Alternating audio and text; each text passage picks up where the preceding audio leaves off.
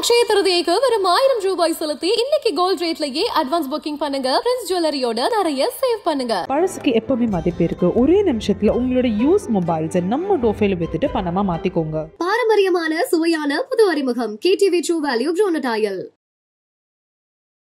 24 elections வந்து ஒரு முக்கியமான இடத்துல நீங்க போட்டி போடுறீங்க. மாறி மாறி தாக்கிட்டு இருந்தாங்க. அண்ணாமலை அவர்களும் நல்லா கிரவுண்ட்ல இறங்கி ரொம்ப அக்ரெசிவா ரொம்ப லவுடா கேம்பெயின் பண்ணாரு. ஏடிஎம்கே கேண்டிடேட்டும் அதே இது பண்ணாரு. ஸோ எப்படி மேனேஜ் பண்ணீங்க நீங்க? தலைவர் வந்து உறுதியா சொன்னார், நம்ம ஜெயிக்கிறோம்னு தான் சொன்னார். எந்த விதத்திலையும் அவருக்கு சந்தேகமே இல்லை. கோவையை பொறுத்த வரைக்கும் உறுதியா ஜெயிப்போங்கிறது வந்து அவர்ல இருந்து கீழே தொண்டன் வரைக்கும் ரொம்ப உறுதியா இருந்தாங்க. அண்ணாமலை போட்டியிடுறான்னு சொன்னோடனே தொண்டர்கள்லாம் உற்சாகம் அடைஞ்சிட்டாங்க.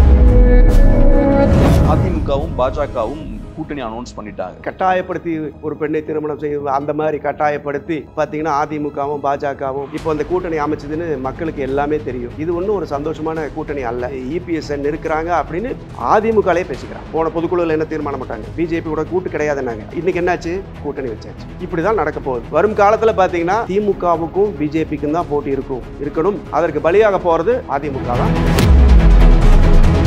இன்ஃபேக்ட் இப்போ அவங்க அண்ணாமலை அவர்களையே மாத்திர அளவுக்கு EPS அவர்கள் ஸ்ட்ராங்கா இருக்கார். ஸோ நாங்க ஸ்ட்ராங்கா தான் இருக்குன்ற மாதிரி சொல்றாங்க. EPS ஸ்ட்ராங்கா இருந்தா ஏன் கூட்டணிக்கு போறாரு? அவங்களுக்கு நல்லது. அவர்தானே ஜெயலலிதா பாணியில் சொல்ல போனால் இது ஒரு எக்ஸ்ட்ரா லக்கேஜ் தான். இந்த சுமையை அவர்கள் முதுகில் சுமக்க போறாங்க. அதனால தான் EPS முதல்ல இருந்தே வேணாம் சொன்னார். அப்புறம் ஏன் இப்போ அந்த கூட்டணிக்கு ஒத்துக்கிறார்? அவரையும் வீக் பண்ணிட்டாங்க. இதுதான் உண்மை. நாடாளுமன்ற தேர்தலில் என்ன முடிவோ அதை தான் 26 சட்டமன்ற தேர்தலையும் நடக்கும். கோயம்புத்தூர் தொகுதியை எடுத்துக்கிட்டோம்னா நீங்க ஜெயிக்கிறீங்க. செகண்ட் வந்தவருக்கும் உங்களுக்கும் டிஃபரன்ஸ் பார்த்தோம்னா ஏறக்குறைய 1.25 லட்சம் வாக்குகள் வித்தியாசம் இருக்கு. ஸோ இப்போ பாஜக அதிமுக ரெண்டு பேரையும் சேர்த்தோம்னா அவங்க ஃபர்ஸ்ட் வர்றதுக்கு வாய்ப்பு இருக்கு சார். கேம் மாறுறதுக்கு வாய்ப்பு இருக்கு. டிஎம்கே நிறைய முக்கியமான இஷ்யூஸ்லாம் ரைஸ் பண்றாங்க. சென்டரோட ஒரு மோதல் போக்க திமுக கடைபிடிக்கிறாங்க அப்படின்ற மாதிரி சொல்றாங்க. கல்விக்கு கொடுக்கக்கூடிய அந்த நம்ம நிதியை நிறுத்தலாமா? ஒரு துரோகம் இது. அடுத்த தலைமுறையை பாதிக்கக்கூடியது. இப்போ நமக்கு இருக்கிற சுதந்திரத்தை இவங்க பறிக்க பார்க்குறாங்க. எதுக்குன்னா வழிக்கு கொண்டு வர.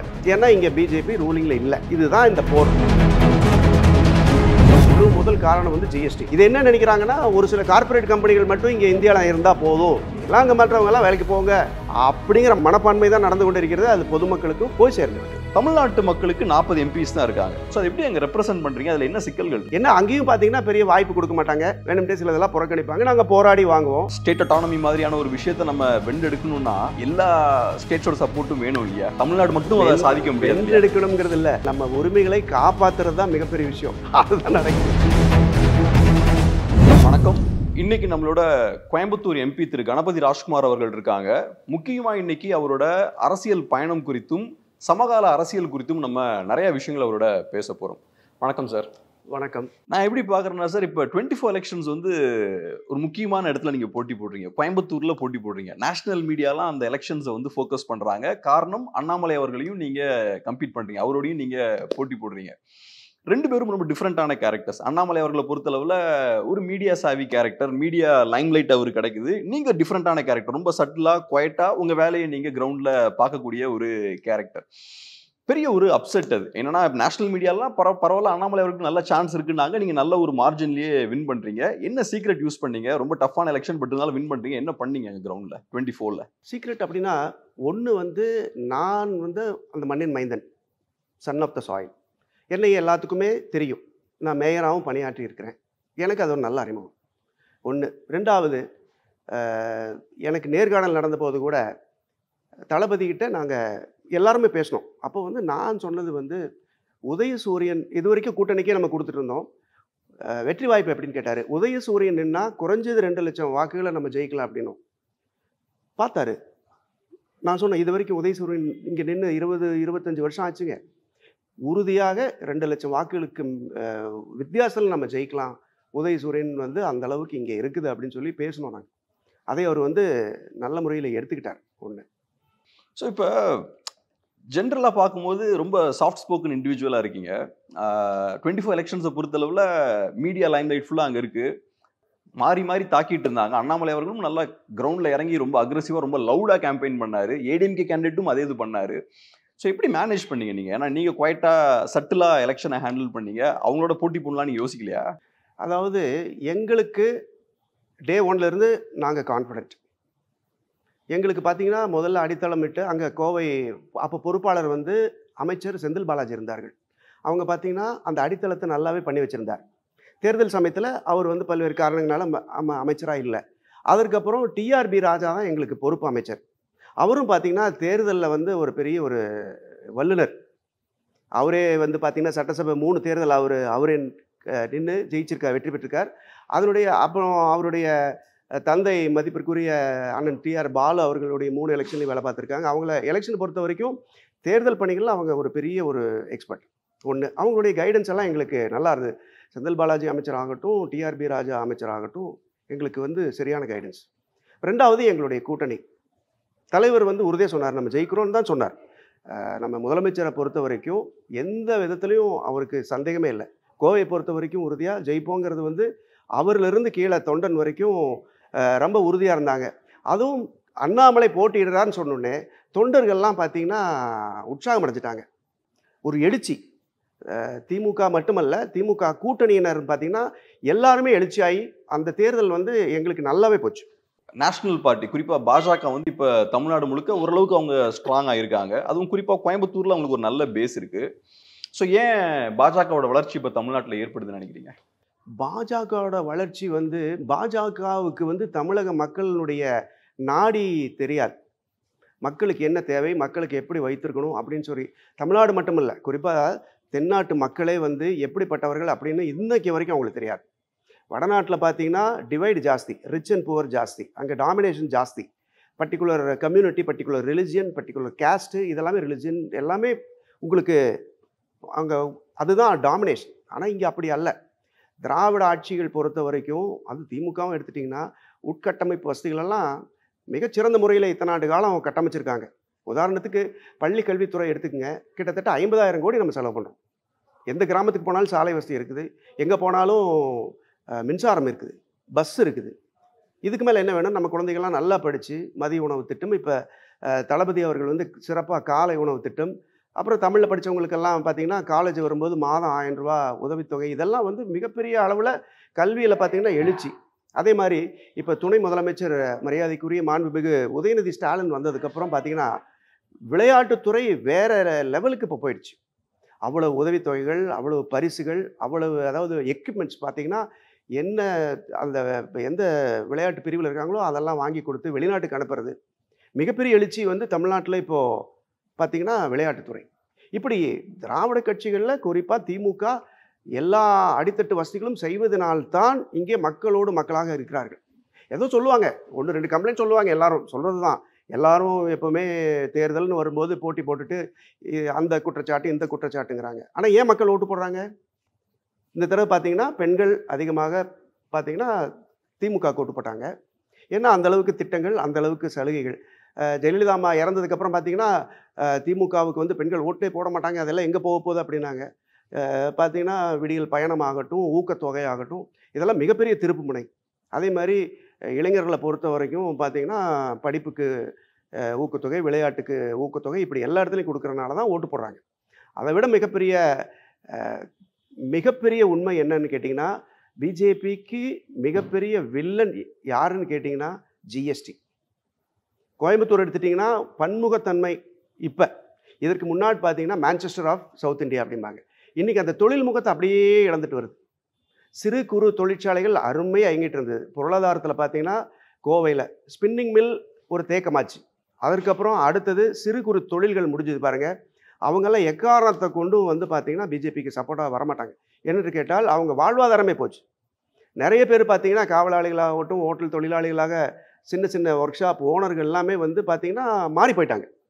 அவங்க எப்படி வாக்களிப்பாங்க? எத்தனை தான் பேசட்டும், என்ன தான் பண்ணிட்டோம், பிஜேபி நமக்கு என்ன பண்ணுச்சு? 15 வருஷமாக கேட்டுட்ருக்குறோம் கோயம்புத்தூர் ஏர்போர்ட்டை வந்து இன்டர்நேஷ்னல் ஏர்போர்ட்டாக பண்ணுங்கன்னு. ஆனால் பெரிய தொழிலதிபர் வீட்டு கல்யாணத்துக்கு மட்டும் ஒரு ஏர்போர்ட்டு 10 நாளில் இன்டர்நேஷ்னல் ஸ்டேட்டஸ் கொடுக்குறீங்க. அந்த மாதிரி கோவைக்கு மட்டுமல்ல, தமிழகத்திற்கு, தென் தமிழகத்திற்கு அவங்க எதுவுமே செய்யலை. அதனால்தான் அவர்களுக்கு மக்கள் வாக்களிப்பதில்லை. இப்போ கடந்த சில மாதங்களாக இருக்கக்கூடிய சூழல் என்னன்னா, சென்டர் வர்சஸ் ஸ்டேட் அப்படின்ற ஒரு சூழல் இருக்குது. தமிழ்நாட்டில் டிஎம்கே நிறைய முக்கியமான இஷ்யூஸ்லாம் ரைஸ் பண்ணுறாங்க. டீலிமிட்டேஷனை ரைஸ் பண்ணுறாங்க, மும்மொழி கொள்கை, அப்புறம் நியூ எஜுகேஷன் பாலிசியாக இருக்கலாம். இப்போ ரீசெண்டாக ஸ்டேட் அட்டானமியும் ஸ்ட்ராங்காக கையில் எடுக்கிறாங்க. ஸோ இந்த லாஸ்ட் ஒரு 3 மந்த்ஸாக பார்த்தோன்னா முக்கியமான நிறைய இஷ்யூஸை டச் பண்ணுறாங்க. குறிப்பாக சென்டரோட ஒரு மோதல் போக்க திமுக கடைபிடிக்கிறாங்க அப்படின்ற மாதிரி சொல்கிறாங்க. ஸோ நீங்கள் ஒரு எம்பி, இதை ஃபர்ஸ்ட் ஹேண்டாக நீங்கள் கண்டிப்பாக பார்த்துட்டு இருப்பீங்க. எப்படி அப்சர்வ் பண்ணுறீங்க இந்த சுச்சுவேஷனை? சிச்சுவேஷன் என்னென்னா, பிஜேபி ஆளாத அதாவது பிஜேபியை தவிர எதிர்க்கட்சிகள் ஆளும் மாநிலத்தை பூரா நசுக்கிறாங்க. ஒன்றுமில்லை, கல்விக்கு கொடுக்கக்கூடிய அந்த நம்ம நிதியை நிறுத்தலாமா? எவ்வளோ பெரிய இது ஒரு துரோகம் இது, அடுத்த தலைமுறையை பாதிக்கக்கூடியது. உதாரணத்துக்கு டீலிமிட்டேஷன் எடுத்துங்க. நம்ம குடும்ப கட்டுப்பாட்டை நன்றாக பார்த்திங்கன்னா செயல்படுத்த மாநிலங்களில் நம்மள ஒன்று. இப்போ எல்லாம் பார்த்திங்கன்னா 2 குழந்தை 1 குழந்தை இப்படி தான் போயிட்டுருக்கு. ஒரு உதாரணமாக நம்ம இருக்கோம். இப்போ ஒரு சில மாநிலங்கள்லாம் பார்த்திங்கன்னா அந்த குடும்ப கட்டுப்பாடுங்கிற பேச்சுக்கே கிடையாது. மக்கள் தொகை பார்த்திங்கன்னா ஃபுல் எக்ஸ்ப்ளோஷன் பார்த்திங்கன்னா நார்த்தில் இருக்கிற சில ஸ்டேட்ஸ், அங்கே பிஜேபி இருக்குது. இங்கே நம்ம ஓட்டு போடலைங்கிறதுக்காக டீலிமிட்டேஷன் அப்படிங்கிற ஒரு ஆயுதத்தை கையில் எடுத்து நம்ம தொகுதிகளை குறைச்சா இது என்ன ஒரு துரோகம் இந்த மக்களுக்கு? இது மிகப்பெரிய துரோகம். குறைக்கலன்றாங்களே, அப்படி தான் சொல்லுவாங்க. ஆனால் குறைக்கிறது மட்டும் இல்லை, அந்த டீலிமிட்டேஷன் வரும்போது என்ன செய்திகள் வருதுன்னா, டெல்லியிலிருந்து இப்போ கட்சி தாவல் தடை சட்டம் இருக்கு இல்லைங்களா, அதை ஆல்டர் பண்ண போகிறாங்க. அப்போ என்ன ஆகும்? பர்ச்சேஸ் பவர் ஜாஸ்தி ஆகும். இப்போ இருக்கிற ஒரு ஆரோக்கியமான அரசியல் அதுவும் இருக்காது. அப்போ யார் வேணாலும் ஆட்சி அமைக்கலைனாலும் ஆட்சி அமைத்து கொள்ளலாம். அப்படி ஒரு சூழ்நிலைக்கு போகும் அல்லவா?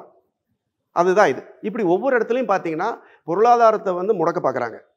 அப்படி பண்ணி வழிக்கு கொண்டு வரலாம் அப்படின்னு நினைக்கிறாங்க. அது பண்ண பார்த்தீங்கன்னா இங்கே உணர்ச்சிகள் ஜாஸ்தி தான் ஆகுது.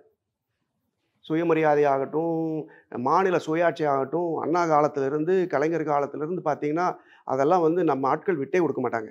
அன்னைக்கு அமைச்சர் பிரதான் இதில் பாராளுமன்றத்தில் பேசும்போது நாங்கள்லாம் இருக்கோம். பேசுகிறாரு, கோவப்படுறாரு, திடீர்னு பார்த்தா அன்சிவிலைஸ்ட் அப்படிங்கிறாரு மக்களை. நாகரிகத்தை உலகத்துக்கு கொண்டு காமிச்சதே, நாகரிகத்தை கற்றுக் கொடுத்ததே நம்ம மக்கள் தான். யாரோ காட்டில் திரிஞ்சிட்டு இருந்த போது நம்ம நகர் அமைச்சு நகரை நிர்மாணித்து வாழ்ந்த மக்கள் நம்ம மக்கள், தென்னகத்த மக்கள். அது குறிப்பாக தமிழ்நாடு. இரும்பு காலம், இரும்பு பற்றிய பல சந்தேகங்கள் இருந்து அதுக்கெல்லாம் விடை கிடச்சிச்சு. இரும்பை கண்டுபிடிச்சி அதை பயன்படுத்தி வெற்றிகரமாக நாகரிகமான வாழ்க்கை இருந்தது இங்கே. நம்ம பார்த்து இப்படி கேட்கலாமா? இப்படி சொல்லலாமா? என்னன்னா, எங்களுக்கு நிலுவையில் இருக்கிற அந்த பணம், எங்களுக்கு கொடுக்க வேண்டிய பணத்தை நீங்கள் வேறு யாருக்கோ கொடுக்குறீங்கன்னு கேட்டதுக்காக இப்படியெல்லாம் ஒரு அமைச்சர் ஒரு பாராளுமன்றத்தில் பேசலாமா நம்மளை பார்த்து? இதுதான், இப்படி தான் ஒவ்வொன்றும் போய் கொண்டிருக்கிறது. எல்லா விதத்துலையும் பார்த்தீங்கன்னா பொருளாதாரம் முடங்கினால் இவர்கள் வழிக்கு வருவார்கள் அப்படின்னு நினைக்கிறாங்க. அது நடக்காது. அதே மாதிரி இந்தி திணிப்பு. ஹிந்தி இப்போது முதலமைச்சர் ஹிந்தியை தடை பண்ணலையே. தமிழ்நாட்டு ஹிந்தி பேசக்கூடாதுன்னு சொல்கிறாங்களா? இப்போவும் பாருங்கள், நிறைய பள்ளிக்கூடங்களில் சொல்லிக் கொடுக்குறாங்க. அவங்க சொல்லிக் கொடுக்கட்டும், கற்றுக்கிறவங்க கற்றுக்கலாம். அதை பற்றி எந்த வித சந்தேகம் கிடையாது. திணிக்காதே அப்படிங்கிறது தான் திமுகவுடைய கொள்கை. இப்போ 65லிருந்து நம்ம திராவிட கட்சி ஆட்சிக்கு வந்ததுக்கு காரணமே அந்த ஹிந்தி போராட்டத்தை மையப்படுத்தி தான் எல்லாமே வந்துச்சு. ஏன் அப்படின்னு கேட்டிங்கன்னா, ஹிந்தியை அழிக்கிறது ஏன் அப்படின்னு கேட்டிங்கன்னா, ஹிந்தி வரும், மெல்லமாக வரும், உள்ளே போதும், ஒட்டக கதை தான். ஃபஸ்ட்டு தலையை உள்ளே நீட்டும், அப்புறம் உள்ளே வரும், உள்ளே இருக்கிறவங்கள துரத்திட்டு நிற்கும். இதுதான் நிற்க போகுது. ஒரு கலாச்சாரத்தை, ஒரு நாகரிகத்தை அழிக்கிறது, ஒரு இனத்தை அழிக்கணும்னா மொழியை அழிச்சா போதும். இதுதான் நடக்கும். இப்போ பல்வேறு மாநிலங்களில் பார்த்தீங்கன்னா இப்போ இந்த பிரச்சனை விஸ்வரூபம் எடுக்க தொடங்கிவிட்டது. போய் ஒரு இடத்துல பேசினா அவங்க பாஷை பேச மாட்டேங்கிறாங்க, ஹிந்தி பேசுகிறாங்க. இப்போ நம்ம ஊர்லேயும் அந்த மாதிரி சில சம்பவங்கள் நடக்குது. நீங்கள் போய் சில இடத்துல ட்ரெயின் டிக்கெட்டை புக் பண்ண போனீங்கன்னா அவன் ஹிந்தியில் பேசுகிறான். இது என்ன நியாயம் இது? அதனால்தான் ஹிந்தி எதிர்ப்புங்கிறது ஹிந்தி திணிப்பு எதிர்ப்பு. இதுதான் இப்போ நடக்குது. இந்த பிரச்சனைகள் பார்த்தீங்கன்னா எல்லாமே ஆரம்பம் டெல்லி. இதையெல்லாம் அங்கேருந்து நாங்கள் பார்க்குறோம். அங்கே பார்த்தீங்கன்னா 40 எம்பிக்களும் சிறப்பான முறையில் பணியாற்றி அங்கே எந்த இடத்துல எதிர்குரல் கொடுக்கணுமோ, என்ன உரிமை கேட்கணுமோ அந்த போராட்டமெல்லாம் நடந்து கொண்டு இருக்கிறது. அதனால் எந்த இடத்துலும் பார்த்தீங்கன்னா உரிமையில விட்டு கொடுக்க மாட்டோம். இந்த போராட்டம் அவங்க மாறுற வரைக்கும் இந்த போராட்டம் அப்படியே தான் இருக்கும்.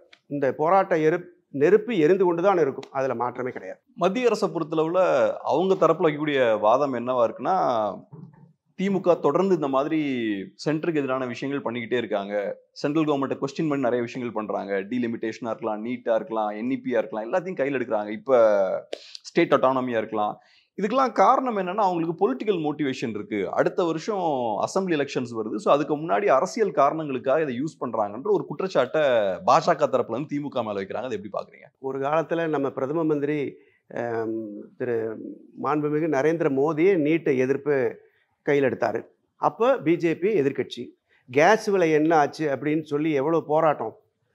மறைந்த சுஷ்மா ஸ்வராஜ் எதிர்க்கட்சியில் இருக்கும்போது, எதிர்க்கட்சி தலைவர் நினைக்கிறேன், அப்போ எம்பி எதிர்க்கட்சி தலைவராக இருக்கும்போது கேஸ் விலை எத்தனை போராட்டங்கள் நடந்தது. இப்போ அதே பிஜேபி ஆளுங்கட்சிக்கு வந்தோடனே அதெல்லாம் மறந்துட்டு இப்போ அவங்க வந்து இப்படி பேசுகிறாங்க. அவங்க வந்து எதையோ மறைப்பதற்காக ஏதோ பண்ணுறாங்க. இதை வந்து டைவர்ஷன் டெக்னிக் தான். ஏன் ஜிஎஸ்டி எந்த இடத்துல கன்சிடர் பண்ணுன்னு சொல்லுங்களேன். இப்போ ஒன்றும் இல்லை, ஜாப் ஒர்க் பண்ணுறாங்க, சிறு குறு தொழிற்சாலைகளை சொல்கிறேன், சின்ன சின்ன ஜாப் ஒர்க் பண்ணுறாங்க. அவங்க என்ன கேட்குறாங்க, சரி ஜிஎஸ்டி கட்டுறோம் 5% பண்ணி கொடுங்க அப்படின்னு கதறாங்க. அதே 15%, 18% இப்படியே தான் போய் கொண்டிருக்கிறது. விசைத்தறியை முடிச்சாச்சு. கோவையில் பார்த்தீங்கன்னா விசைத்தறி வந்து சுத்தமாக முடிப்பதற்கான எல்லா வேலைகளும் பண்ணுறாங்க. அதே சமயத்தில் சலுகைகள் கொடுத்து குஜராத்துக்கு கொண்டு போகிறதுக்கு எல்லா வேலைகளும் நடக்குது. மோட்டார் பம்ப் செட்டுக்கு பிரச்சனை. மோட்டார் பம்ப் செட்டும் பார்த்தீங்கன்னா அவங்க அதே மாதிரி பண்ணுறாங்க. இப்படி ஒவ்வொன்றும் திட்டமிட்டு பண்ணால் தமிழ்நாடு நாளைக்கு எங்கே போகும்? அதுதான் இப்போ கேள்வி, அதுதான் இப்போ பிரச்சனை. மக்களும் இதை புரிந்து கொண்டார்கள். சார், ஒரு சின்ன ஒரு கொஸ்டின். இப்போ ஒரு பார்லமெண்டேரியனா நீங்கள் இன்னும் பெட்டராக அணுக முடியும்னு நினைக்கிறேன். இப்போ ஸ்டேட் அட்டானமியை பற்றி ஒரு 50 இயர்ஸ்க்கு முன்னாடியே தமிழ்நாட்டில் பேசியிருக்காங்க. ஸோ அது இன்ஃபேக்ட் திமுக ரொம்ப ஸ்ட்ராங்காக எடுத்த ஒரு இஷ்யூ, அந்த காலத்திலே ஸ்ட்ராங்காக எடுத்த ஒரு இஷ்யூ. இன்னைக்கு வைக்கப்படுற ஒரு வாதம் என்னன்னா, ஸ்டேட் அட்டானமி ரொம்ப மோசமான ஒரு நிலையில இருக்கு, மாநிலங்களோட உரிமைகள்லாம் பறிக்கப்படுது, ஸோ சிச்சுவேஷன் ரொம்ப மோசமா இருக்கு அப்படின்றது தான் வாதம். ஸோ அதனால தான் இப்போ திரும்பவும் அந்த இஷ்யூவை கையில் எடுக்கிறோம் அப்படின்றது தான் வாதம். ஸோ 50 இயர்ஸ் கழிச்சு அது சிச்சுவேஷன் பெட்டர் தான் ஆயிருக்கணும். 50 வருஷமா திராவிட கட்சிகள் தான் ஆட்சியில் இருக்காங்க. ஸோ சிச்சுவேஷன் பெட்டர் தான் ஆகணும். ஏன் மோசமா இருக்குன்னு நினைக்கிறீங்க? சிச்சுவேஷன் பெட்டர்னா நம்ம பொருளாதாரத்தில் நாம நல்லா இருக்கோம். அட்டானமி வைஸ் கேட்குறேன். அட்டானமி வைஸ் பார்த்தீங்கன்னா இப்போ ஒன்றும் இல்லை. இப்போ நமக்கு இருக்கிற சுதந்திரத்தை இவங்க பறிக்க பார்க்குறாங்க. எதுக்குன்னா வழிக்கு கொண்டு வர. ஏன்னா இங்கே பிஜேபி ரூலிங்கில் இல்லை. இதுதான் இந்த போர். மற்றபடி பொருளாதாரத்துலேயும் நம்ம நல்லா இருக்கும். மாநில சுயாட்சி கேட்டாலும் தொழில் ஒன்றும் இல்லை. 2வது பெரிய வரி கட்டும் ஒரு மாநிலம் நம்ம தமிழகம். பெண்கள் வந்து வேலைக்கு போகிற கணக்கு எடுத்து பார்த்தீங்கன்னா, இந்தியா முழுக்க எடுத்து பார்த்தீங்கன்னா 44% பெண்மணிகள் வந்து வேலைக்கு பணிக்கு செல்வது வந்து தமிழ்நாட்டிலிருந்து மட்டும்தான். ஏன்? ஆரோக்கியமான சூழல் நிலவுகிறது, சட்டம் ஒழுங்கு நல்லா இருக்குது. காலையில் போனால் பத்திரமா வீடு வரலாம். நிறைய மாநிலங்கள் அது கிடையாது. டெல்லியிலேயே பிரச்சனை, தலைநகர் டெல்லியிலேயே பார்த்தீங்கன்னா இந்த பிரச்சனை இருக்குது. ஆனால் நம்ம அதெல்லாம் மீறி நல்லா செயல்படுறோம். எல்லா விதத்திலும் நல்லா செயல்படுறோம். நமக்கு வரக்கூடிய நியாயமான நிதி பங்களிப்பு கூட வர்றதில்லை. எல்லாத்தையும் தடுத்துடுறாங்க. எதற்கென்று கேட்டால் நம்ம வழிக்கு கொண்டு வர. அது இப்போ நீங்கள் சொன்னது போல் டெவல்யூஷனில் சிக்கல் இருக்குது அப்படின்றது முக்கியமான ஒரு குற்றச்சாட்டு. அப்புறம் ஜிஎஸ்டியில் ப்ராப்ளம் இருக்குது, அப்புறம் மாநிலங்களோட உரிமைகள்லாம் பறிக்கப்படுது இப்படின்ற விஷயங்கள்லாம் சொல்கிறாங்க. ஸோ சாமானிய மக்களாக பார்க்கும்போது தியரிட்டிக்கலாக இதெல்லாம் டெல்லியிலேருந்து சில விஷயங்கள் நடக்குது அப்படின்ற மாதிரி தான் நமக்கு பார்க்க தோணுது. பட் கிரவுண்டில் இந்த விஷயங்கள்லாம் அங்கே நடக்குது, அதனால கிரவுண்டில் இந்தந்த பாதிப்பு ஏற்பட்டிருக்குன்னா எதெல்லாம் சொல்வீங்க சார்? முதல் காரணம் வந்து ஜிஎஸ்டி. இது மக்களுக்கு எல்லாமே தெரிஞ்சிருச்சு. அடித்தட்டு மக்களை பாதிக்கிற அளவுக்கு போயிடுச்சு. இப்போ ஒன்றும் இல்லை, ஒரு லேத்து 2 லேத்து வச்சு அவங்க வந்து ஒரு முதலாளின்னு சொல்லிக்குவாங்க. பார்த்தீங்கன்னா வேலை செய்வாங்க, கூட ஒரு ஆளை வந்து வேலைக்கு சேர்த்திப்பாங்க. அவங்க ஒரு நல்ல ஒரு குடும்பத்தை நடத்திட்டு அவங்க வந்து நல்ல குழந்தைகளை படிக்க வச்சு நல்லா இருந்தாங்க. அதெல்லாம் இன்றைக்கி அந்த சூழ்நிலை அப்படியே மாறுது. கிட்டத்தட்ட 20-30% சிறு குறு தொழிற்சாலைகள் மூடப்பட்டு விட்டது. எல்லாம் வெளியே போகிறாங்க. இது என்ன நினைக்கிறாங்கன்னா, ஒரு சில கார்ப்பரேட் கம்பெனிகள் மட்டும் இங்கே இந்தியாவில் இருந்தால் போதும், நீங்கள்லாம் அங்கே மற்றவங்கெல்லாம் வேலைக்கு போங்க அப்படிங்கிற மனப்பான்மை தான் நடந்து கொண்டு இருக்கிறது. அது பொதுமக்களுக்கும் போய் சேர்ந்து விட்டது. அதே மாதிரி இன்னொன்று கேட்டுங்க, முக்கியமான விஷயம், சிறுபான்மை மக்களுக்கு என்றைக்குமே அரணா இருக்கிறது திமுக. அது இன்னைக்கு வரைக்கும் தொடருது. ஒன்றுமில்லை, வக்ஃப் போர்டு சட்டம் மீண்டும் வந்து பார்த்தீங்கன்னா அவங்க வந்து எந்த இடத்துக்கு வர்றாங்க அப்படின்னு தெரிஞ்சிருச்சு எல்லாத்துக்கும். 2வது தாழ்த்தப்பட்ட மக்கள் வந்து இப்போ என்ன பார்க்குறாங்கன்னா, இவங்களுக்கு சரியான பாதுகாவலர் வந்து திராவிட முன்னேற்ற கழகம் தான் அப்படின்னு சொல்லி தெளிவாக இந்த தடவை பார்த்தீங்கன்னா வாக்குப்பதிவெல்லாம் பார்த்தீங்கன்னா அப்படி தான் இருக்கும். பெண்கள், சிறுபான்மை மக்கள், தாழ்த்தப்பட்ட மக்கள், இப்படி எடுத்துகிட்டே போகலாம். இளைஞர்கள் எல்லாம் பார்த்தீங்கன்னா எல்லாம் கரெக்டாக இருக்குது. ஏன்னா அந்தளவுக்கு திட்டங்கள் மக்களை போய் சேர்ந்துருக்கு. இதுதான் அந்த வெற்றி காரணம். இன்னொரு விஷயம் என்னன்னா, இப்ப சிறு தொழிலாளர்கள் ரொம்ப பாதிக்கப்பட்டிருக்காங்க அப்படின்ற ஒரு விஷயத்த சொன்னீங்க. குறிப்பா ஜிஎஸ்டினால ஒரு 20-30% பிசினஸ் வந்து க்ளோஸ் ஆயிருக்கு அப்படின்ற ஒரு பாயிண்ட்டையும் சொன்னீங்க. பட் ஓவராலா இப்ப ரீசெண்டா கூட தமிழ்நாடு ஸ்டேட் கவர்மெண்டோட கிளைம் என்னன்னா, ஓவரால் தமிழ்நாடு எக்கானமி வந்து ரொம்ப ரேப்பிடா க்ரோ ஆயிட்டு இருக்கு அப்படின்ற ஒரு பாயிண்ட்டையும் சொல்றாங்க. ஸோ ஒரு சைட்ல பிசினஸ்லாம் க்ளோஸ் ஆகும்போது எப்படி எக்கானமி ஓவரால் நல்லா பெர்ஃபார்ம் பண்ணுதுன்னு நினைக்கிறீங்க? இது போராடித்தான் வந்து இப்போ காப்பாற்றப்படுகிறது. ஸ்டேட் கவர்மெண்ட் நடத்துறது இப்போ சாதாரண விஷயம் அல்ல. இன்னைக்கு இவ்வளவு பொருளாதார நெருக்கடி, கிட்டத்தட்ட இப்போ எப்படி ட்ரம்ப் பண்ணுற மாதிரி பொருளாதார தடை தான் நடந்து கொண்டு இருக்கிறது தமிழ்நாட்டு மேலே. இதையெல்லாம் மீறித்தான் வந்து இப்போ நம்ம முதலமைச்சர் தளபதி வந்து இதெல்லாம் போராடித்தான் பண்ணிட்டு இருக்காங்க. அதான் பார்த்தீங்கன்னா ஒவ்வொன்றுக்கும் வந்து போராடியே நிதி ஒதுக்க வேண்டி இருக்கிறது. இதெல்லாம் மீறித்தான் இது நடக்குது. அதனால தான் இது வந்து காப்பாற்றப்பட்டு கொண்டிருக்கிறது. இல்லாட்டி இந்த நிலைமை இருக்காது, இந்த இந்த வளர்ச்சி இருக்காது. ஒரு எம்பியா தமிழ்நாட பார்லிமெண்ட்ல ரெப்ரசென்ட் பண்றதுல கூடிய சிக்கல்களை கொஞ்சம் சொன்னா நல்லா இருக்கும் சார். ஏன்னா இப்ப தமிழ்நாடை பொறுத்தளவு ரொம்ப யூனிக்கான ஒரு ஸ்டேட், யூனிக்கான கல்ச்சர் இருக்கு, யூனிக்கான மொழி இருக்கு, யூனிக்கான பொருளாதாரம் இருக்கு, எக்கனாமிக்கலா நம்ம ரொம்ப டிஃப்ரெண்ட். ஸோ எல்லா வகையிலையும் நம்மளோட நலன் வேற, நார்த்ல இருக்கக்கூடிய மெஜாரிட்டியோட நலன் வேற. தமிழ்நாட்டு மக்களுக்கு 40 எம்பிஸ் தான் இருக்காங்க. ஸோ அப்படி இருக்கும்போது அங்க பெரிய ஸ்ட்ரென்த் கிடையாது. பட் நமக்குன்னு யூனிக்கான பிரத்யேக நலன்கள் இருக்கு. ஸோ அதை எப்படி அங்க ரெப்ரசென்ட் பண்றீங்க? அதுல என்ன சிக்கல்கள் இருக்கு? இல்லை, அங்கே வந்து இப்போ உங்கள் கூட்டணி, இப்போ நாங்கள்லாம் பார்த்தீங்கன்னா இந்தியா கூட்டணியில் இருக்கோம். அதனால் பார்த்தீங்கன்னா எங்களுக்கும் ஒரு மரியாதை இருக்குது. மிகப்பெரிய கட்சிகளில் பார்த்தீங்கன்னா திமுகவும் ஒன்று 40 எம்பி வச்சுருக்காங்க. அதனால் எங்களுக்கு அதில் வந்து இப்போ அங்கே வந்து செயல்படுறதுக்கோ போராடுறதுக்கோ அது ஒன்றும் பிரச்சனை இல்லை. என்ன பாஷை பிரச்சனை வரும்? நாங்கள் அங்கே தமிழ்லையும் பேசுவோம், இங்கிலீஷ்லையும் பேசுவோம். அதனால் அதெல்லாம் பிரச்சனை இல்லை. அதெல்லாம் இப்போ அந்த செயல்படுறதுக்கு வந்து பிரச்சனை இல்லை. என்ன அங்கேயும் பார்த்தீங்கன்னா பெரிய வாய்ப்பு கொடுக்க மாட்டாங்க, வேணும்ட்டே சிலதெல்லாம் புறக்கணிப்பாங்க. நாங்கள் போராடி வாங்குவோம். அந்த போராட்டம் இருக்கிறது, ஆனால் வந்து செயல்பாடு இருக்கிறது, நல்ல செயல்பாடு இருக்குது. ஏன் இந்த கேள்வி நான் கேட்குறேன்னா சார், இப்போ ஸ்டேட் அட்டானமியை பெரிய இஷ்யூவா திமுக கையில் எடுக்கிறீங்க இல்லையா? இந்த இஷ்யூவை பொறுத்தளவில் திமுக தமிழ்நாட்டில் இந்த இஷ்யூவை ஸ்ட்ராங்காக கையில் எடுக்கிறாங்க. பட் மற்ற இந்தியா அலைன்ஸ் பார்ட்டிஸ் அதை பெருசாக சப்போர்ட் பண்ண மாதிரி எனக்கு தெரியல. மேபி அகிலேஷ் யாதவ் மட்டும் சப்போர்ட் பண்ணாருன்னு நினைக்கிறேன், மற்ற பார்ட்டிஸ் எல்லாம் சப்போர்ட் பண்ணலன்னு நினைக்கிறேன். ஸோ அப்போ ஓவரால் இந்தியா அலைன்ஸுக்குள்ளேயும் ஒரு கன்சென்சன்ஸ் இருக்கிற மாதிரி தெரியலையா? அதான் கேட்டேன். இருக்கலாம். ஒரு சில மாநிலங்கள் ஒரு சில இது வரும்போது பார்த்தீங்கன்னா டீலிமிட்டேஷன் வந்து அகிலேஷ் எதுக்குறாரு. இவங்க மமதா திரிணாமுல் காங்கிரஸ் பார்த்தீங்கன்னா சில சமயம் ஒரு மாதிரி அவங்கவுங்க தனித்தனி பாலிசியில் போகிறாங்க. அவங்க இதுக்கு வர்றதில்லை, இந்தியா கூட்டணிக்கு வர்றதில்லை. ஒரு சில மாநிலங்களுக்கு சில மாதிரி போகுது. அதனால் அதை பற்றி பிரச்சனை இல்லை. பட் ஒட்டுமொத்தமாக இப்போ காங்கிரஸ் இருக்குது, இப்போ நாங்கள் இருக்கோம், எல்லாரும் இருக்காங்க, அதை பற்றி பிரச்சனை இல்லை. செயல்பாட்டில் எந்த பிரச்சனையும் இல்லை. ஸ்டேட் அட்டானமி மாதிரியான ஒரு விஷயத்த நம்ம வென்றெடுக்கணும்னா எல்லா ஸ்டேட்ஸோட சப்போர்ட்டும் வேணும் இல்லையா? தமிழ்நாடு மட்டும் அதை சாதிக்க முடியாது. வென்றெடுக்கணுங்கிறது இல்லை, நம்ம உரிமைகளை காப்பாற்றுறது தான் மிகப்பெரிய விஷயம். அதுதான் நடக்குது. ஆனால் அதுக்கும் மற்ற ஸ்டேட்ஸோட சப்போர்ட் வேணும், மற்ற பார்ட்டிஸோட சப்போர்ட் இல்லை. இப்போ எல்லாரும் அதை ஏற்றுக்கிறாங்க. இப்போ எல்லா இடத்துலையும் பார்த்தீங்கன்னா இப்போ இந்த இந்தி திணிப்பே எல்லா இடத்துலையும் அந்த பிரச்சனை இருக்குது. இந்தி திணிப்புக்கு வந்து பார்த்தீங்கன்னா ஆதரவு பெருகிக்கொண்டே போகிறது. அதிலெல்லாம் மாற்றம் இல்லை. அதாவது ஸ்டெப் பை ஸ்டெப்பாக போகுது. சார், அடுத்ததா இப்போ தமிழ்நாட்டில் சமகால அரசியல் பற்றி உங்களோட பார்வையை நீங்கள் ஷேர் பண்ணால் நல்லா இருக்கும் சார். இப்போ தமிழ்நாடை பொறுத்தளவு இப்போ ரீசெண்டாக பெரிய ஒரு பொலிட்டிக்கல் டெவலப்மெண்ட் என்னன்னு பார்த்தோம்னா அதிமுகவும் பாஜகவும் கூட்டணி அனௌன்ஸ் பண்ணிட்டாங்க. ஸோ இது ஒரு பெரிய ஒரு டெவலப்மெண்ட் தான். இது எப்படி பார்க்குறீங்க? இந்த பாஜக அதிமுக கூட்டணி பொறுத்த வரைக்கும் நிறைய புராண இதிகாசங்களை படிச்சுக்கிறோம்ல.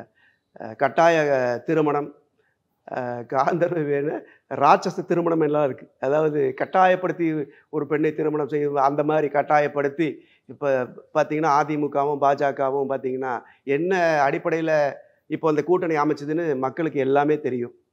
இது ஒன்றும் ஒரு சந்தோஷமான கூட்டணி அல்ல. அதே மாதிரி இங்கே இந்தியா கூட்டணி இன்டாக்டாக இருக்குது, நல்லபடியாக போய் கொண்டு இருக்கிறது. நாடாளுமன்ற தேர்தலில் 24 நாடாளுமன்ற தேர்தலில் என்ன ரிசல்ட் வந்துச்சோ அதே மாதிரி ரிசல்ட்டு தான் வந்து வரக்கூடிய 26 சட்டமன்ற தேர்தலும் வரும். அதில் வந்து எந்த வித மாற்று கருத்து கிடையாது. எப்படி இந்த மாதிரி கான்ஃபிடென்ட்டாக சொல்கிறீங்க சார்? ஏன்னா இப்போது நாடாளுமன்ற தேர்தல் நடந்தபோது இதே கேள்வி தான் கேட்டாங்க. அரித்மெட்டிக்ஸ் தான், இது ஒன்றும் கற்பனை கதையோ இல்லை. இப்போது கோவையில் வந்து பார்த்திங்கன்னா சிறுபான்மை மக்கள் கிட்டத்தட்ட 1.5 லட்சம் ஓட்டோடு நாங்கள் ஆரம்பித்தோம். கட்சி ஓட்டுக்கள், பெண்களுடைய ஓட்டுக்கள், தாழ்த்தப்பட்ட மக்கள், சிறுபான்மை, இப்படி எல்லாம் கூட்டி கழித்து பார்த்து 5 லட்சத்துக்கு மேலே யார் போகிறாங்களோ அவங்க தான் வெற்றி பெறுவார்கள் அப்படிங்கிறது தான். அந்த கணக்கு எங்களுக்கு தான் வந்து கரெக்டாக வந்துச்சு. இப்போ நான் வந்து என்ன வேணால் சொல்லலாம், மீடியாவில் சோஷியல் மீடியாவில் சொல்கிறதெல்லாம் உண்மையா? அதெல்லாம் கிடையாது. சும்மா சொல்லிகிட்டே இருக்கிறனால வந்து பொய் உண்மையாகி விடாது. அதனுடைய முடிவு எப்போ வருது? ஒரு சுற்றுலையும் கூட பார்த்தீங்கன்னா திமுக எந்த இடத்துலையும் பின்தங்கலை. டெபாசிட்டே கிடைக்காதனால பேட்டி கொடுத்தாங்க, தோற்றுரும்னாங்க. கண்டிப்பாக எது ஜெயித்தாலும் ஜெயிக்காட்டியும் கோயம்புத்தூர் ஜெயிச்சிரும்னாங்க. இப்படியெல்லாம் பேசினாங்களா இல்லையா? நாங்கள் 2 லட்சத்துக்கு மேலே வந்திருக்கலாம், இன்னும் சிறிது இதெல்லாம் பண்ணியிருந்தா. நாங்கள் 1,18,000 ஓட்டுகள் வித்தியாசத்தில் ஜெயித்தோம். அரித்மெட்டிக்ஸ் தான். இப்போ எல்லோரும் பார்த்திங்கன்னா எல்லாருமே அறிவியல் ரீதியாக தான் தேர்தலை அணுகிறாங்க. அந்த கணக்குப்படி இப்போ இது நாள் வரைக்கும் பார்த்திங்கன்னா திமுக தான் கை ஓங்கி நிற்கிறது. அதில் வந்து நாடாளுமன்ற தேர்தலில் என்ன முடிவோ அதை தான் 26 சட்டமன்ற தேர்தலையும் நடக்க போகுது. அதான் நீங்க சொன்ன மாதிரி இப்போ முக்கியமான வார்த்தை வந்து அரித்தமெட்டிக்ஸ் தான் இங்க முக்கியமான விஷயம். ஸோ இப்போ நீங்க சொன்ன கோயம்புத்தூர் தொகுதியை எடுத்துக்கிட்டோம்னா நீங்க ஜெயிக்கிறீங்க. செகண்ட் வந்தவருக்கும் உங்களுக்கும் டிஃபரன்ஸ் பார்த்தோம்னா ஏறக்குறைய 1.25 லட்ச வாக்குகள் வித்தியாசம் இருக்கு. ஸோ இப்போ பாஜக அதிமுக 2 பேரையும் சேர்த்தோம்னா அவங்க ஃபர்ஸ்ட் வர்றதுக்கு வாய்ப்பு இருக்கே சார். ஸோ கேம் மாறுறதுக்கு வாய்ப்பு இருக்கு இல்லையா? அந்த கணக்கு வந்து ஒன்றுக்கு ஒன்று அந்த 1+1 2 அதெல்லாம் வராது. அதுவும் இல்லாமல் நல்லா கேட்டுக்குங்க, அதிமுகவை வந்து புண்படுத்தினதில் பாஜக பார்த்தீங்கன்னா ஜூன் 4க்கு பிறகு அதிமுகன்னு ஒரு கட்சியே இருக்காதுன்னு சொல்லி பார்த்தீங்கன்னா அண்ணாமலை பேட்டி கொடுத்தார். அவருக்கு வந்து அண்ணாதுரை பற்றி பேசுகிறதுக்கு எம்ஜிஆரை பற்றி பேசினார், ஜெயலலிதா பற்றி பேசினார், இப்போ இருக்கக்கூடிய எல்லா தலைவர்களை பற்றியும் பேசினாங்க. அதெல்லாம் வந்து ஒரு ஆறாத வடுதான் அதிமுக தொண்டர்களுக்கு மத்தியில். அதனால் இந்த கணக்கு வந்து அதில் சரி வராது. கொஞ்ச நேரத்துக்கு முன்னாடி சொன்னீங்க, அதாவது என்னன்னா பார்லமெண்ட்ல நம்ம ரைஸ் பண்ண நினைக்கக்கூடிய விஷயங்கள்லாம் சரியா ரைஸ் பண்ண முடியல, வாய்ப்புகள் கம்மியா கிடைக்குதுன்ற ஒரு பாயிண்ட்டும் சொன்னீங்க. ஸோ முக்கியமா இந்தந்த விஷயங்கள்லாம் பேசியிருக்க வேண்டிய தேவை இருக்கு, பட் சரியா பேச முடியல, சரியா அதை அங்க ரைஸ் பண்ண முடியலன்னு என்னென்ன இஷ்யூஸ் தான் சொல்றீங்க? இல்லை, எங்களுக்கெல்லாம் இந்த எல்லாமே முக்கியமான சப்ஜெக்ட் எல்லாமே பாருங்க, கடைசியாக வக்ஃப் போர்டு எல்லாத்துலேயும் பார்த்தீங்கன்னா இன்னும் கொஞ்சம் நேரம் கிடைச்சிருந்தா இன்னும் கொஞ்சம் அதிக உறுப்பினர்கள் பேசியிருக்கலாம். இப்போ இங்கே பார்த்தீங்கன்னா லோக்சபாவில் தலைவர் வந்து அண்ணன் டிஆர் பாலு அவர்கள், ஒட்டுமொத்த தலைவர் வந்து மாண்பு கனிமொழி அவர்கள், இவங்கெல்லாம் பார்த்தீங்கன்னா நல்லா பேசுகிறாங்க. தயாநிதி பேசுகிறாரு, எல்லாமே பேசுகிறாங்க. ஆனால் இன்னும் கொஞ்சம் நேரம் கிடைச்சா இன்னும் மற்ற உறுப்பினர்களும் பேசலாம். அந்த நேரத்தை தான் அவங்க குறைப்பாங்க. ஸோ இப்போ ஒரு பொலிட்டிஷியனாக நீங்கள் அரௌண்ட் ஒரு 35 இயர்ஸ் நீங்கள் ட்ராவல் பண்ணிட்டீங்கன்னு நினைக்கிறேன். ஸோ இந்த பொலிட்டிக்கல் கெரியரில் உங்களுக்கு நிறைய சந்தோஷம் கொடுக்கக்கூடிய விஷயம்னா என்ன? நிறைய மக்களுக்கு உதவி பண்ணக்கூடிய சூழ்நிலை, நிறைய பார்த்திங்கன்னா உதவியும் பண்ணியிருக்கிறேன், நிறைய சர்வீஸ் பண்ணியிருக்கிறேன். இதெல்லாம் வந்து நம்ம எவ்வளோ கஷ்டப்பட்டாலும் சந்தோஷப்படக்கூடியது. விளிம்புநிலை மக்கள், தேவைப்படும் மக்கள், இவங்களுக்கெல்லாம் வந்து நம்ம ஏதாவது ஒன்று செஞ்சு அவங்களுக்கு அது சேரும்போது நமக்கு ஒரு சந்தோஷம் கிடைக்கும். அதுதான் எங்களுடைய ஃபியூவல், அதுதான் எங்களை வந்து இன்னும் ஓட வச்சிட்ருக்கு. அந்த சந்தோஷம்தான் அது வந்து கட்சி வந்து நமக்கு ஒரு மிகப்பெரிய வாய்ப்பு கொடுக்குது இந்த மாதிரி தேர்தலில் போட்டியிடும்போது. அதுக்கு எப்பவுமே பார்த்தீங்கன்னா அந்த மாதிரி விசுவாசமாக மக்களோட இருந்து இந்த பணிகள் நாங்கள் சந்தோஷமாக செய்கிறோம். இன்னொரு விஷயத்துலேயும் உங்களோட அட்வைஸ் தேவை சார். இப்போ கவுன்சிலர்ஸ் நிறைய பேர் இருப்பாங்க, ஆனால் எல்லாரும் மேயர் ஆக முடியாது. ஸோ இப்போ நீங்கள் மேயர் ஆகுறீங்க, அப்போ ஏதோ ஒரு வகையில் உங்களை பார்த்து ஐடென்டிஃபை பண்ணுறாங்க. அதே மாதிரி அடுத்த ஸ்டேஜுக்கு நீங்கள் போகிறீங்க, எம்பி ஆகவும் ஆகுறீங்க. ஸோ எல்லாராலையும் அது ஆக முடியாது, ஒரு 1000 பேரில் ஒருத்தரை கரெக்டாக பார்த்து ஐடென்டிஃபை பண்ணுறாங்க. அந்த எப்படி கூட்டத்தில் எப்படி தனியாக நம்ம தெரிகிறது? அது நீங்கள் பெரிய ரொம்ப குவைட்டான ஆளும் கூட, நீங்கள் எதுவும் மீடியா அட்டென்ஷன்லாம் வளைக்கிற மாதிரிலாம் எதுவும் பண்ண மாட்டேங்கிறீங்க. எப்படி அந்த இதை பண்ணுறீங்க? மக்கள் பணி தான், அதுவே பேசுன்றீங்க. ஆமாம், அதுதான் பேசுச்சு எனக்கெல்லாம் பார்த்தீங்கன்னா. அதே மாதிரி எதிர்கட்சியில் இருக்கும்போதும் அப்படி தான். நான் வந்து நிறைய உள்ள மாமன்றத்துக்குள்ளே நிறைய போராட்டங்கள் பண்ணியிருக்கேன், நிறைய விஷயங்கள் பேசியிருக்கிறேன். பல ஊழல் பிரச்சனைகள்லாம் கொண்டு வந்தேன். அப்போ யாரோ அதிகாரிகள் செய்த அது இந்த பிரச்சனையெல்லாம் நிறைய கொண்டு வந்தேன். அதெல்லாம் தான் எனக்கு வந்து செஞ்சுது. அப்புறம் நம்ம மக்களுக்கு எது செஞ்சாலும் யார் செஞ்சாலும் கண்டிப்பாக அது கவனிக்கப்படும் தலைமையால். அதுதான் முக்கியம். கடைசியாக ஒரே ஒரு கேள்வி சார். இப்போ ஒரு பார்லமெண்டேரியனா நீங்கள் எப்படி பார்க்குறீங்க? தமிழ்நாட்டுக்கு இப்போ இருக்கக்கூடிய சேலஞ்சஸ்னால் எதுன்னு பார்க்குறீங்க?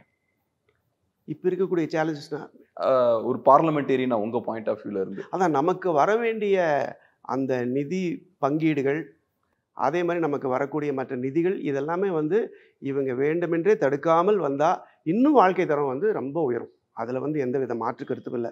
இப்போ திமுக பார்த்திங்கன்னா தளபதி அவர்கள் சிறந்த ஆட்சி கொடுத்துருக்காங்க, அதில் வந்து எந்த வித மாற்று கருத்தும் இல்லை.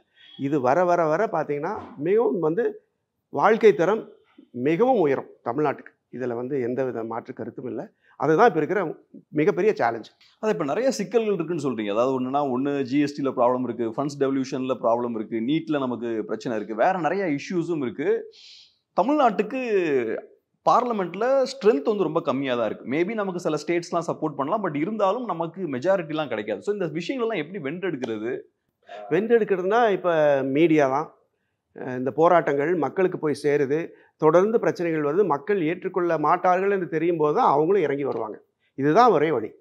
இப்போ நீங்கள் மீடியான்னு சொல்லும்போது இன்னொரு கேள்வி சார். நீங்கள் பிஹெச்டி பண்ணியிருக்கீங்க ஜேர்னலிசம் அண்ட் மாஸ் கம்யூனிகேஷனில். ஸோ மீடியாவை பற்றின உங்களோட பார்வை என்ன? குறிப்பாக இன்னைக்கு மீடியாவை பற்றின பார்வை என்ன? தமிழ்நாட்டிலையும் சரி, இந்தியாலையும் சரி, வேணா வேர்ல்டு கூட வச்சுக்கலாமே.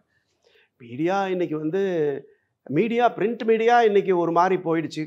ஏனென்றால் சோஷியல் மீடியா வந்ததுக்கப்புறம் பார்த்தீங்கன்னா மற்றது எல்லாமே கொஞ்சம் சோஷியல் மீடியா பெனட்ரேஷன் அதிகம். இப்போ பார்த்தீங்கன்னா இப்போ டெலிவிஷன் வந்துச்சு, பிரிண்ட் மீடியாவை ஓவர்டேக் பண்ணுச்சு. இப்போ சோஷியல் மீடியா வந்து பார்த்தீங்கன்னா சரிசமமாக போட்டியிடுது. இப்போ அதுவும் வந்து நம்ம ஏற்றுக்கொள்ள ஆரம்பிச்சிட்டோம் இல்லைங்களா? இப்போ டிவி பார்க்கவே இல்லை, இப்போ எல்லாம் செல்ஃபோன்லேயே எல்லாம் பார்த்துக்கிறாங்க. இப்போ அதில் நிறைய சேனல்ஸ் வந்துருச்சு, நியூஸ் சேனல்ஸ் வந்து பார்த்தீங்கன்னா எக்ஸ்க்ளூசிவ் வந்துருச்சு. ஸோ சோஷியல் மீடியா வந்ததுக்கப்புறம் அதனுடைய வளர்ச்சி அசுர வளர்ச்சி என்ன உடனடியாக உலகம் முழுக்க போய் சேர்ந்துருது. எந்த ஒரு சின்ன விஷயமா இருந்தாலும் அதில் நன்மையும் இருக்குது, தீமையும் இருக்குது. யார் என்ன தவறாக எதாக இருந்தாலும் ஒரு செகண்டில் வந்துடுது. இது ஒரு பெரிய வளர்ச்சி. இதுக்கு தகுந்த மாதிரி மாறிக்கணும். உங்களோட லைஃப்பில் ஏதோ ஒரு பாயிண்டில் ஜேர்னலிஸ்ட் ஆகணும்னு யோசிச்சிருக்கீங்களா? ஏன்னா பிஹெச்டி பண்ணியிருக்கீங்க. கண்டிப்பாக. அப்போ வந்து எங்களுக்கு ஸ்கோப் சென்னை தான் வரணும். அப்போ கோவை விட்டு போக முடியாத ஒரு சூழல் இருந்தது. அப்போ டெலிவிஷன் அப்போ பிக்கப் ஆகலை. அப்போ வந்து பிரிண்ட் மீடியா தான் வந்து கோலோச்சி கொண்டிருந்த காலம். அது ரொம்ப ஆசைப்பட்டோம், பட் அது நடக்கலை. ஸோ இப்போ ஃப்யூச்சரில் நம்ம செய்யணும் அப்படின்ற விஷயம் ஏதாவது இருக்கும் இல்லையா? செய்ய வாய்ப்பு இல்லை, செஞ்சால் நல்லா இருக்குன்னு உங்களுக்கு ஏதாவது பிளான் இருக்கும் இல்லையா? அந்த மாதிரி ஏதாவது விஷயங்கள் இருக்கா? இருக்குங்க. கோயம்புத்தூருக்கு வந்து கொஞ்சம் நிறைய ஹைவேஸ் 4-வே லேனு 8-வே லேனெல்லாம் தேவைப்படுது. நிறைய இடத்துல மேம்பாலங்கள் தேவைப்படுது. சென்ட்ரல் கவர்மெண்ட்டினுடைய இதுக்குள்ளே வர்றது நேஷ்னல் ஹைவேஸில். அப்புறம் பார்த்திங்கன்னா அடுத்தது ஏர்போர்ட் வந்து இப்போ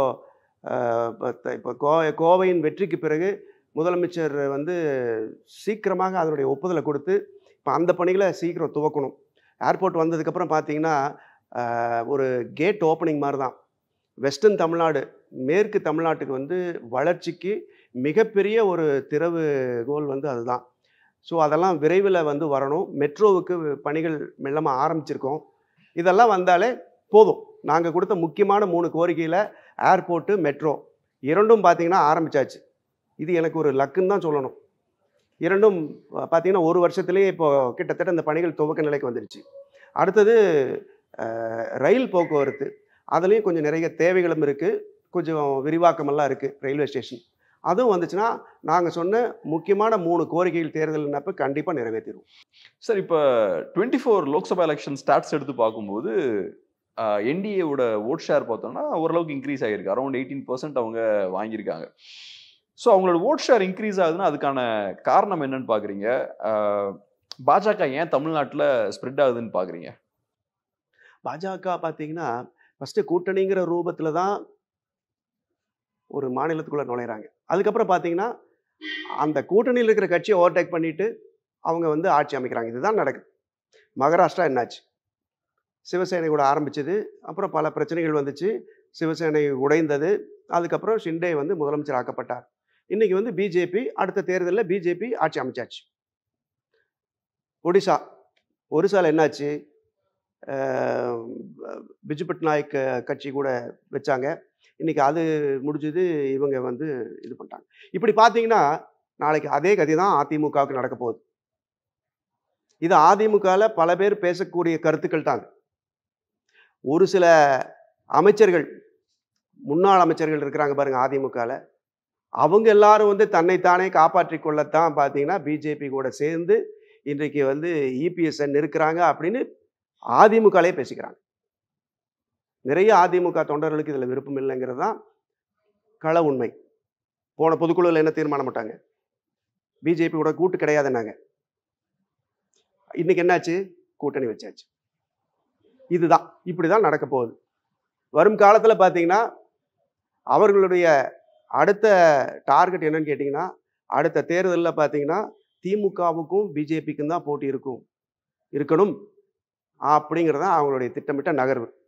அதற்கு பலியாக போகிறது அதிமுக தான். பார்த்து அதான் இப்போ அதிமுக நண்பர்கள்ட்டெல்லாம் பேசும்போது அவங்க சொல்ற விஷயம் என்னன்னா, அதிமுக நல்லா ஸ்ட்ராங்கா இருக்குங்க, இபிஎஸும் ஸ்ட்ராங்கா தான் இருக்காரு. ஏன்னா தொடர்ச்சியா மீடியாலலாம் அதிமுக 2ஆ உடஞ்சிரும்லாம் சொல்லிட்டு இருந்தாங்க. பட் கட்சி அப்படி 2ஆ உடையல. அதே மாதிரி இபிஎஸ் அவர்கள் தாக்கு பிடிக்க மாட்டாருன்னாங்க, இபிஎஸ் அவர்களும் தாக்கு பிடிச்சிட்டாரு. இன்ஃபேக்ட் இப்போ அவங்க அண்ணாமலை அவர்களையே மாத்துற அளவுக்கு இபிஎஸ் அவர்கள் ஸ்ட்ராங்கா இருக்காரு. ஸோ நாங்கள் ஸ்ட்ராங்கா தான் இருக்குன்ற மாதிரி சொல்றாங்க. அவங்க ஸ்ட்ராங்கா இருந்தா, இபிஎஸ் ஸ்ட்ராங்கா இருந்தா ஏன் கூட்டணிக்கு போறாரு? அவங்களுக்கு நல்லது. அவர் தானே வேண்டான்னு சொன்னாரு. சிறுபான்மை ஓட்டு கிடைக்காது, மக்களுக்கு வந்து அதிருப்தி. அதாவது இது வந்து ஜெயலலிதா பாணியில் சொல்ல போனால் இது ஒரு எக்ஸ்ட்ரா லக்கேஜ் தான். இந்த சுமையை அவர்கள் முதுகில் சுமக்க போறாங்க. அதனால தான் இபிஎஸ் முதல்ல இருந்தே வேண்டாம் சொன்னாரு. அப்புறம் ஏன் இப்போ அந்த கூட்டணிக்கு ஒத்துக்கிறாரு? ஒரு சிம்பிளான கால்குலேஷன் என்னன்னா மைனாரிட்டி ஓட்ஸ் எப்படியுமே வராது. ஏன்னா டிஎம்கே அலைன்ஸ்ல காங்கிரஸ் இருக்காங்க. காங்கிரஸ் பார்ட்டி நேஷனல் லெவலில் பிஜேபி அப்போஸ் பண்றாங்க. ஸோ மைனாரிட்டி ஓட்ஸ் டிஎம்கே அலைன்ஸோட தான் இருக்க போறாங்க. டிஎம்கே கூட்டணியும் ஸ்ட்ராங்கா இருக்கு. ஸோ இழக்கிறதுக்கு எதுவும் இல்லை, பாஜகவோட போய் சேர்ந்துடலாமே யோசிச்சிருக்கலாம். ஏன்னா அவங்களுக்கு இழக்கிறதுக்கு எதுவும் இல்லை பாஜக சேர்றதால. இபிஎஸ் என்ன சொன்னார்னா தனியா நின்று ஆட்சியை பிடிக்கலான்னார். எப்படி ஜெயலலிதா பண்ணாங்களோ அதே மாதிரி தனியா நிற்கலாம். ஏன்னா இவங்களோட சேர்ந்தா சிறுபான்மை வராது, அதிருப்தி ஜாஸ்தி, எல்லா பிரச்சனைகளுக்கு காரணம் இவங்க தான், வரி விதிப்பு இதெல்லாமே அவங்களுக்கு தெரியுது. ஆனால் இன்றைக்கு ஏன் அப்புறம் நிற்கிது? எடப்பாடி வந்து ஸ்ட்ராங்காக இருக்காரு, இபிஎஸ் ஸ்ட்ராங்காக இருக்காரு அப்படின்னா ஏன் இன்னைக்கு கூட்டணி அமையுது? அதனால அவரையும் வீக் பண்ணிட்டாங்க. இதுதான் உண்மை. ரொம்ப நன்றி சார், உங்க பிஸியான டைம்ல அருமையான ஒரு பேட்டி கொடுத்ததுக்கு ரொம்ப நன்றி. தேங்க்யூ. நன்றி. அக்ஷய திருதியைக்கு பிரின்ஸ் ஜுவல்லரியில நீங்க வாங்குற ஒவ்வொரு 8 கிராம் தங்க நகைக்கும் 2000 மதிப்புள்ள தங்கம் இலவசம். பழசுக்கு எப்பவுமே மதிப்பு இருக்கு. ஒரே நிமிஷத்துல உங்களோட யூஸ் மொபைல்ஸை நம்ம டோஃபேல வித்துட்டு பணமா மாத்திக்கோங்க. பாரம்பரியமான சுவையான புது அறிமுகம் KTV True Value Bronadile.